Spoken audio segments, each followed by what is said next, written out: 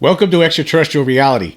Well, we're very close to the big day, the big hearing coming up, and a lot of people are wondering if we're going to get anywhere. I don't know. I don't think so. I think we're going to get something. It's going to be very interesting. It's going to be a step forward, but it's not going to be disclosure. That's just my opinion. Does not make me right. And one of the things that's been coming up, and I've been seeing it in some articles actually too, is that there are some people out there starting to take this whole idea that we're not alone a little bit more seriously than usual. And they're talking about ontological shock that might happen once the truth actually comes out. I've been thinking about it. I don't think that should be a big deal. I don't think that should be a concern whatsoever for the human race. Of course, like I always say, there's going to be some people who are going to, go a little crazy once that big news comes out. But at the same time, I just don't see it. I don't see what the big concern is. I mean, really, I want to talk about a little bit here an article that I was just reading through earlier today, and this was from Slate. .com, and it says here, we're about to find out what we really know about UFOs. That's the headline. And then it says, the subheadline says, nothing will ever be the same again. Now, of course, it gets into a lot of the stuff that we all already know, a lot of us. It talks about the hearing that's coming up, about the article that appeared in 2017 from Ralph Blumenthal and Leslie Kean, and also the latest article that they had about David Grush. It talks about all of that kind of stuff. And but I don't. That headline is wrong. Really, I don't think nothing will ever be the same again, because it already isn't for a lot of us. I mean, I've a lot people like me out there have already accepted this a long time ago. We just want to know more. That's where I'm at. I always, the reason why I want disclosure, I just want to know something more. I want to know more about these visitors and how many are there, and what do we know? What has our military and the scientists working for the military and the military industrial complex uncovered after all these years? That's what I'm interested in. I just want to know more. Right, we really don't know too much about these things. There's a lot of speculation, but we really don't know too much, really. And that's why I'm interested in it. Now, there's a whole bunch of people out there running around the world who are complete morons when it comes to this. It's not their fault. It's just that the mainstream media has never, just for whatever reason, never tried to dig into this one. They always just basically acted like a press relations for the Pentagon whenever questions about UFOs have arisen. But anyway, I'm going to read a little bit of this article here. And anyway, it does make a little bit of fun of it. They have a picture of a Vulcan from some Star Trek show, I guess, on there, because they don't really, I guess they're talking about taking it seriously, but at the same time, they're showing a Vulcan going like with the Vulcan hand sign. I'm not going to show it here, but because I don't want to get the copyright infringement, slapped with. I don't want to get slapped with anything like that. But we're going to go through some of this article and talk about it. It says here, in the coming weeks and months, the phrase unidentified aerial phenomenon, let me just stop right there. Already off the bat, the article is wrong. It's unidentified anomalous phenomenon. It's not even phenomenon, it's phenomena. Unidentified anomalous phenomena. They got it wrong right in the first sentence. It didn't even get to the period yet. The first paragraph's not even over yet, and they get it wrong before the paragraph even ends. It says, okay, in the coming weeks and months, the phrase unidentified aerial phenomenon, wrong. The rebranding of the old loaded term UFO is going to enter the popular lexicon as Congress begins a series of unprecedented public hearings on the topic. So right off the bat, they get it wrong. They don't have it right. I mean, somebody obviously did not do their homework on this. I don't know if Slate is a pretty big publication from what I understand. I mean, you think they'd have some editors there to look into it, but I guess maybe they're not even taking it seriously enough yet. But anyway, the article does get a little bit interesting. It gets into talking about how it's been a mainstay of pop culture, and talks about Roswell and stuff like that. It talks about the article in the New York Times back in 2017. But now it's getting into what we're getting into this week on the 26th, on Wednesday morning. They're talking about this hearing, and here's what it says. It says, and also it talks about, before I go on here, it talks about the amendment that was recently put forward by Chuck Schumer in the Senate that would make it require of the government agencies to start releasing everything they know, everything they have with regards to UFOs to the public over time. But anyway, we're going to skip through this article here. We don't need to get into all of that. A lot of us already know that, and I don't want to bore anybody to death. But anyway, it says here, as the astronomer Carl Sagan famously said, extraordinary claims require extraordinary evidence. Without the receipts, Grush, we're talking about David Grush, who's going to be one of the whistleblowers. Okay, let me just stop for a second. David Grush, the retired Air Force official, along with former pilots Ryan Graves and David Fravor, are going to be the three people talking to Congress, to the House Oversight Committee on Wednesday. And of course, apparently there were supposed to be other ones, right? Like I said in the previous show that I did, they're not showing up. I guess they were scared away, according to Tim Burchett. He's one of the Congress members who's been pushing this for this. He says that some of them were not showing up, and it was brought up in a recent interview with Burchett that like he was asked about whether or not he's going to subpoena some of these people, and he's not going to do it now. He doesn't have the time for that kind of stuff for whatever reason. So I don't know what's going on with that. But anyway, continuing here, it says, without the receipts, Grush's assertions are only that, assertions. As to what House testimony or Schumer's legislation might reveal, it's fair to remain totally agnostic. It might turn out that the truth about UFOs, UAP, is somewhere between Chinese spy balloons and time-traveling aliens. It might turn out that there's nothing there at all, but the fact that the Senate's website now features legislation which contains the phrase non-human intelligence is shocking. You can't deny that we're in unprecedented and frankly surreal territory. Is it really shocking, though? I mean, is it really shocking? Are you shocked that it says non-human intelligence? I mean, really, it's not really that shocking because it's real. There is a non-human intelligence here. I've known about it for a long time, as well as many other people have known about it for a long time. I mean, a lot of us have been misinformed and are unaware of this because, again, it goes back to the mainstream media not doing its job. Instead, it's always been independent researchers looking into this and digging out the facts on all these stories over the years. If it wasn't for the independent researchers, we would be nowhere. In fact, when you really think about it, if it wasn't for the independent researchers, we wouldn't probably be talking about this right now. But because they definitely played a major part in this. I'm sure that a lot of these people that are stepping to the plate right now, like the David Grushes of the world, the Lou Elizondos of the world, the David Fravor, of course, who saw these things with his own eyes, Ryan Graves, who saw these things with his own eyes, they're stepping forward because, it's not like they saw something and nobody ever heard of anything like this before. It's like they saw these things, like Fravor and Graves. They saw objects while they were pilots in the United States Navy. So they saw these things, so they are aware of them. So and because of the research that was conducted in the years leading up to their experiences, they put two and two together and said, yeah, there is something to this, right? And eventually they start talking about it publicly. That's how it works. But anyway, continuing with this article, it says here, but this isn't completely unfamiliar territory. The moment of first contact between humans and extraterrestrials has been extensively imagined in science fiction and entertainment, and of course among UFO enthusiasts who claim such events have already occurred. Okay, enthusiasts. It's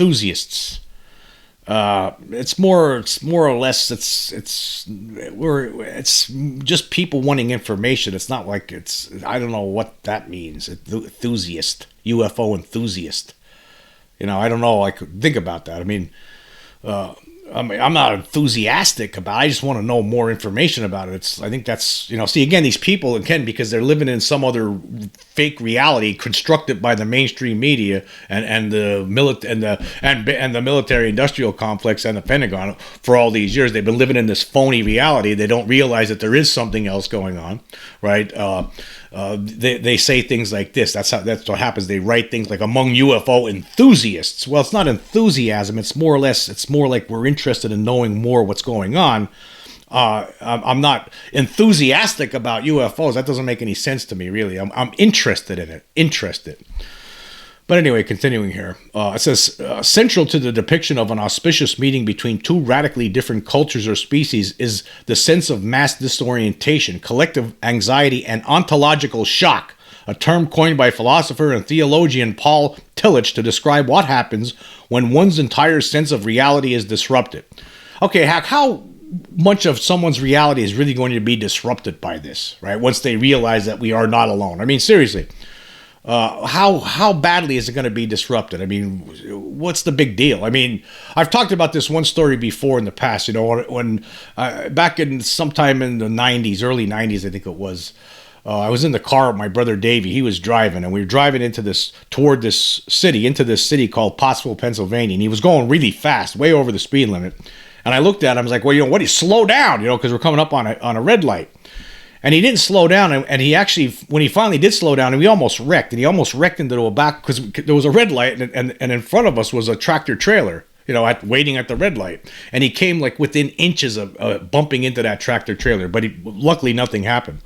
But the guy got out of the tractor trailer, walked all the way. As we were sitting there in traffic, the guy was so upset. The tractor trailer driver was so upset that my brother almost wrecked into the truck. He got out of the truck, walked all the way the length of that truck, all the way to the back. Looked at the back of the truck, looked at the front of my brother's car, and said, "Don't you see this?" and pointed to the truck, right? And then we just went on. Nothing was said for the rest of the day. That guy got back in his truck. Everything. We drove off. The tractor trailer drove off. I didn't comment on it. I knew my brother was wrong. He knew he was wrong. But the thing is, I mean, once this happens, if there's anybody that you know, friends, family, that are going to be shocked by this, well, I mean, all you got to do is take them out on a clear sky on a night when the sky is clear and you can see all the stars, and say, "Don't you see this? Don't you see this? What do you think is going on here? You think we're alone? You know how big it is out there. You never thought about this before." That's how this needs to be handled in my viewpoint, because I mean, you have to act like, because in my mind right now, these people are stupid. I've been saying this for over 20 years now. I've been saying that if you don't realize this at this point, that there's something here, right? You're stupid. You're crazy. So there shouldn't be any big time ontological shock, right? There should be no shock involved here. I mean, if you can't realize the miracle of what's going on right here, right now, you can't understand how there most certainly is something going on out there too, and that there's most certainly intelligent life coming here, and it is here, and all these people aren't lying. If you haven't figured that out by this point, then you're crazy and there's something wrong with you. That's where I'm at. I've been saying this for over 20 years. And I actually wrote about it in a newspaper column back in 2002, I believe, back when I was working in Iowa at the Hawkeye newspaper.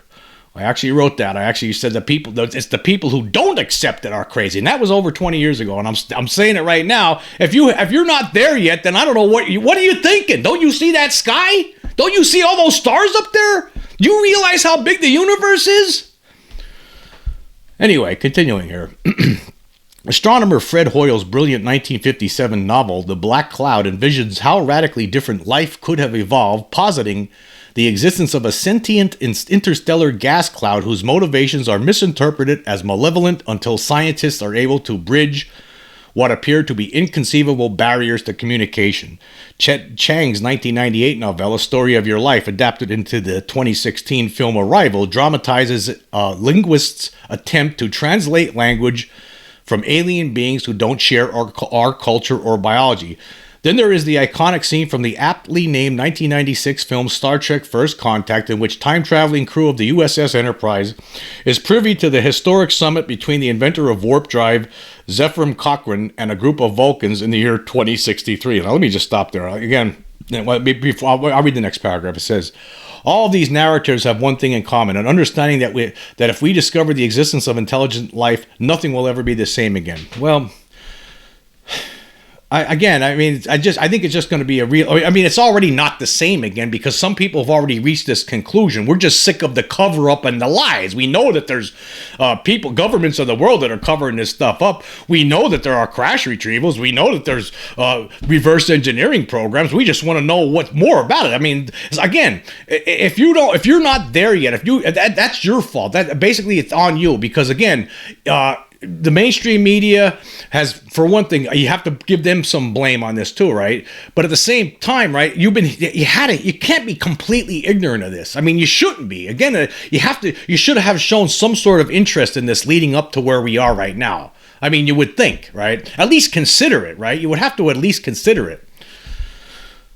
But anyway, continuing. As Sagan wrote in the 1985 novel Contact, an awareness of extraterrestrial life would serve to inculcate the power of the planetary perspective. It would, as Sagan told Studs Terkel in 1985, deprovincialize humanity. In other words, we'd experience ontological shock. I don't think so. I mean, again, I think there's going to be a small handful of people, a small, a handful, maybe a billion or 2, 3, 4, 5 billion maybe, but the rest of us will be okay. I mean, there shouldn't even be any ontological shock. I mean, there shouldn't even be any really real concern. And I get a kick out of, again, a lot of people think that when we finally, they have this idea, this notion in their mind that meeting an intelligent alien race is going to be like some sort of a grand thing. Like we're going to have a big meeting and we're going to, there's going to be a red carpet rolled out and they're going to come up and they're going to bow and everything's going to be all regal and then they're going to sit down to a dinner and have, it's like something out of Star Trek or Star Wars or something like that. They have this stupid idea in their head. It's got to be nothing like that, right? It's not going to be anything like that. I don't know how anybody could think it's going to be something like that because the way these things evolved, right, that are coming here are completely different. They evolved completely different than how we evolved and what we do and what we think is good or bad. Or I mean, I don't even think there's any. I don't think they care about us that much. I think it's all indifference. Right. I think the concern for some people, once the truth does finally come out, again, I don't think it's going to come out this Wednesday. I think it's going to be very interesting Wednesday. I don't think that I don't think the shoe's going to finally drop. I don't think we're going to get cross that red line on Wednesday. But when it does happen, it's not going to be something like some of these people imagine it to be. It's not going to be like, a bunch of Jar Jar Binks and Hammerhead getting out of a spaceship and then meeting with the president and them sitting down at a long table and drinking wine and having food together, a meal. I just don't see. That's not going to be like that. It's not going to be like that. Anyway, but that's how some people think. Anyway, continuing here, it says, the ontological shock would be different from mere discovery or invention. It's not even synonymous with what the philosopher Thomas Kuhn called a paradigm shift, when scientific consensus is amended by some revolutionary new theory. Rather, it's an apocalypse in the sense of the word's original Greek meaning of unveiling, whereby the true nature of reality is radically altered. In light of the reporting in the debrief, and the steps toward disclosure being taken in Washington, it's reasonable to say we should prepare ourselves for the possibility of that very experience.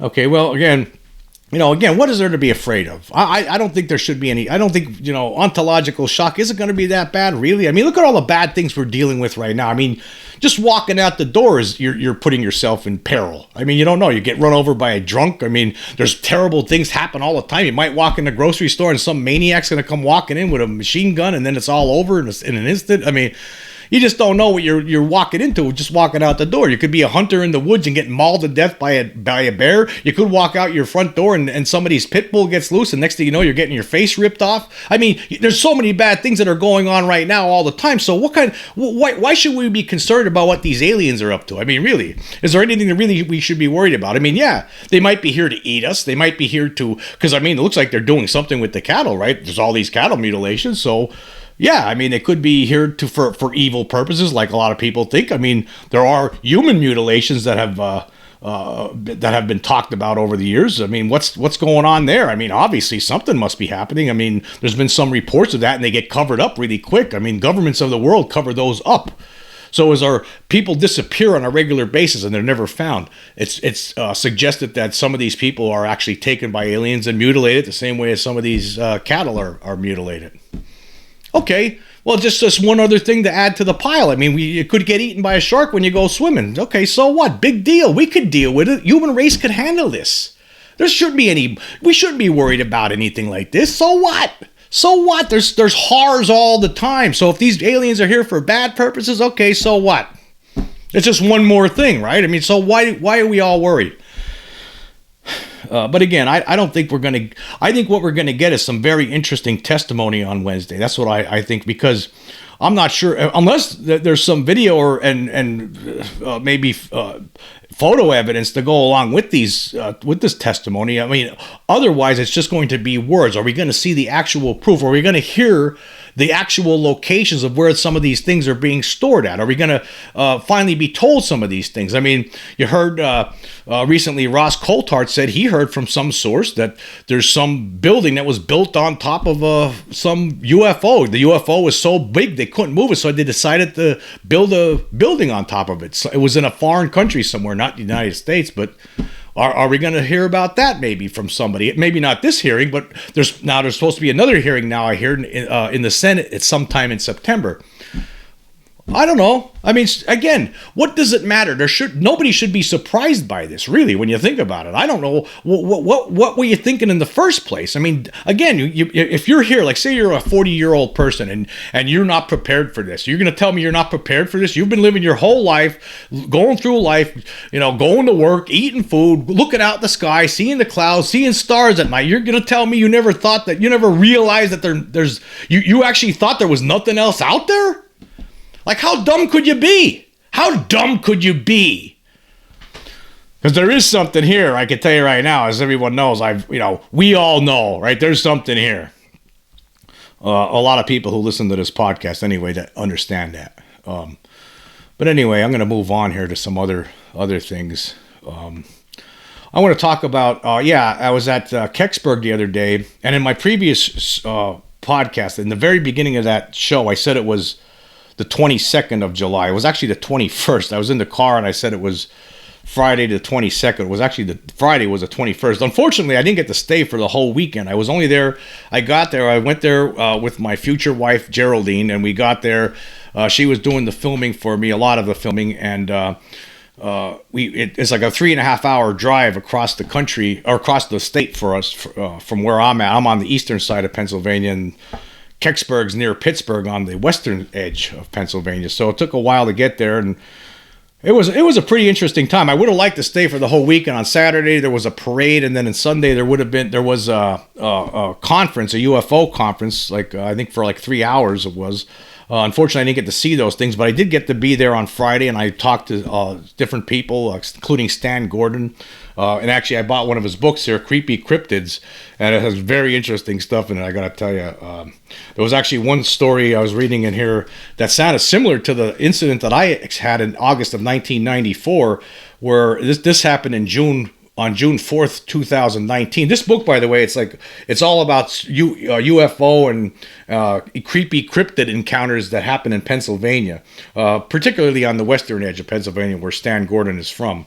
And there was something there that happened on June 4th, 2019, where some witnesses in Westmoreland County, Pennsylvania, were traveling. I'm going to look at a little segment of this book. It says two people were traveling near the Youngstown side of the Chestnut Ridge, not far from Latrobe in Westmoreland County, Pennsylvania, and they saw a weird object. And then after they saw the object, they actually saw a bunch of animals running away, crossing the road, looking disoriented. In a way, that reminded me a little bit of what happened to me in 1994, when I was on that fishing trip. Me and my friend Scott saw a UFO. We were in the middle of the night, just big. All of a sudden, this big UFO comes flying up, up to where we were fishing at. And then when we got out in his pickup truck to get out of there, because we were scared out of our minds, and that thing started flying away as we were driving away. We're driving down this dirt road, and we had to stop as all these deer. We had to wait for all these deer that were running across this dirt road, running away from the direction that thing we just saw flew. So that sounded similar in a way to that incident and that. But I'll tell you what, this book is loaded with a lot of stuff. I mean, this is really good stuff. I didn't get through the whole thing yet. It's very interesting though, and it was a fun time. I got to talk to Stan Gordon. It was very interesting. Talked about the Kecksburg incident of 1965, and I did have a poll on that running on Spotify, and I asked the question. So far, this is only I only put this poll up on Sunday night, and I asked the question: what was the UFO that crashed in Kecksburg, PA, in December 1965? And there's 35 votes so far, and most people are saying it was an extraterrestrial craft.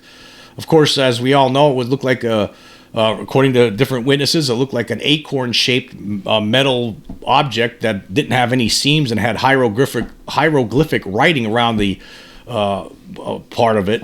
So far, 20 people say it was an extraterrestrial craft, or 57.1%. 6 people, or 17.1%, say other. 4 people, or 11.4%, say U.S. spy satellite. 3 people, or 8.6%, say it was a Russian satellite. 2 people, or 5.7%, say it was a meteor. So that's where we are so far in that Kecksburg poll. But yeah, I'll tell you what, folks, that was a fun thing. Next time, hopefully, maybe I could stay for the whole 3-day weekend. It was very, very interesting. I highly recommend it if you get the opportunity next year, because they do have it every single year. To check it out. And also, they had these great. I did mention about the cheeseburgers, and I forgot to mention that in the podcast, the previous podcast. But I did stand in line. They have really good cheeseburgers at this festival. I stood in line for 45 minutes to get them, and they were really good. Okay, I want to go back a couple of podcasts to talk about some of the other polls. And I did ask for the episode, will disclosure occur? Or excuse me, for the episode, gray aliens are known as Gansey and they're not friendly, says alleged whistleblower. I asked this question, will disclosure occur during the House committee hearing on July 26, 2023? And 122 votes, yes, say 35 or 28.7%, and no, say 87 or 71.3%. That's what I know. I don't think you're going to have disclosure during that hearing. I agree with the no's on that one for sure. Yeah, no question about it. I just don't think we're going to get it. I don't think we're not going to get anywhere close to ontological shock on Wednesday. Might be eye-opening, but ontological shock, no way. No. I still don't think we should. Again, I want to just get back to that for a second. We shouldn't even be worried about ontological shock. I mean, we could deal with it. I mean, look at the stuff we deal with already. You know what I mean? Anyway, continuing here, where was I? For the episode, proposed UAP disclosure amendment nearly acknowledges existence of extraterrestrials. I asked this question: have members of the United States Congress already been shown undeniable evidence of non-human intelligences in closed hearings? 98 votes, yes, 85 people say, or 86.7%. No, say 13 people, or 13.3%. And yes, I would have to agree with the yeses on that too. I think they have been shown some kind of evidence, or they wouldn't be talking the way they are. They seem pretty confident that there's that something's going on, and it's like they're on the verge of saying it's extraterrestrial. They just about are saying it because they've been shown something that has convinced them of this reality. And then for the episode, Humans Are Dumb, Activist Collective Anonymous joins UFO disclosure fight. I asked the question, will Anonymous have any impact on UFO disclosure? 75 votes so far. Yes, say 30 people, or 40%. No, say 45 people, or 60%.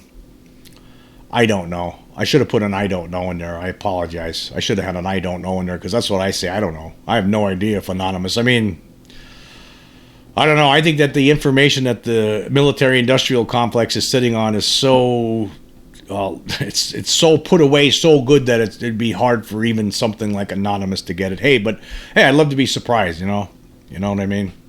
But I don't know. I just don't know. Okay, for the episode, photo of alleged fleeing ET taken in 1930 Alaska, Louisiana fireball, and more. I asked the question, what was the Louisiana fireball? Was it a meteor, government craft, ET, non-human intelligence craft, or other? 24 people say meteor, or that's 51.1%. 13 people said ET, non-human intelligence craft, or 27.7%. 5 people said government craft, and 5 people said other, and both of those are 10.6%. I'm going to go with meteor. I don't think that was anything. Again, I think we get sidetracked sometimes by some of these things. I mean, for some reason, why did that Louisiana fireball story become the big news when there's so many other things happening at all times, all the time, every day? I mean, this is something, there are things, really weird things. I mean, again, just looking at Stan Gordon's book here, Creepy Cryptids, just in this state that I'm living in, you wouldn't believe all the things that are going on. Unbelievable stuff, and more interesting than that Louisiana fireball. Anyway, continuing here, and then for the episode, we're done with the cover-up. Burchett and company mean business. And I asked this question: whose testimony do you look forward to the most in the upcoming House Oversight Committee hearing on the UFO cover-up? David Fravor, Ryan Graves, or David Grush? 80 people, or 62%, say David Grush. 33 people, or 25.6%, say David Fravor, and 16 people, or 12.4%, say Ryan Graves. I'm going to go with David Grush here on this one because, I mean, we've heard Ryan Graves' story. We heard David Fravor's story already. I think we pretty much know what they're going to say. It's always possible we get some new tidbits from David Grush, so I think I'll be looking forward to his testimony the most. I'd also like to know, I'd like to see a story on, like, who are these people? There were supposed to be other people. Another whistleblower was supposed to be there, at least from what I understood. At least one more whistleblower was supposed to be there, but for some reason... actually, there was supposed to be 3 more people. I first initially heard that there was supposed to be 6 people altogether. So there's 3 people not showing up, and so what's going on with that? I mean, why are some people not testifying? From what there's stories out there saying that they've been scared. They've been scared out of testifying. So is that we're playing the old Men in Black tricks? The sending the guys with scary looking mean faces to scare people. I mean, what's going on here? I mean, why are we still playing this game? Is Congress going to let this go on? I mean, that's why we should be sending out subpoenas to these people. So I don't know what I think. Tim Burchett, you need to consider sending out subpoenas to people. Tim Burchett and everybody else. The good thing is too, folks, is that this is a bipartisan thing. So there seems like nobody's really fighting this. There seems like there might be a couple of people from both sides of the aisle too that are, they're trying to say, we don't think there's anything to it. There's a couple of people like that, but there are people from both sides of the aisle that do want to get to the bottom of this, and they want answers because you know what? It's time. This is, again, we're so sick of this. We're so sick of this stupid cover-up, right? We want to know what's going on. Who cares? Guess what? Take your ontological shock and send it where the sun don't shine. I don't care. We don't care. We got to get over this, right? It's time to move on, right? It's time to get over this hump already. There's a bunch of dumbbells running around Twitter, these debunkers, and we're sick of seeing those idiots. These people that want to basically stunt the growth of the human race here. We need to get moving here, right? I want to know more. All of us want to know more. We're sick of the cover-up. So anyway, yeah, I can't wait. I'll be trying to cover. I'll be covering this thing live on Wednesday morning. So I will have a podcast that morning live, a live stream. So if you want, and that will only be on YouTube, and I will upload it, the recording later on after it's over onto Spotify. But if you're able to catch it live, I will be on YouTube that morning, so I will stream it live. But anyway, thank you again for everyone for joining me. And until next time.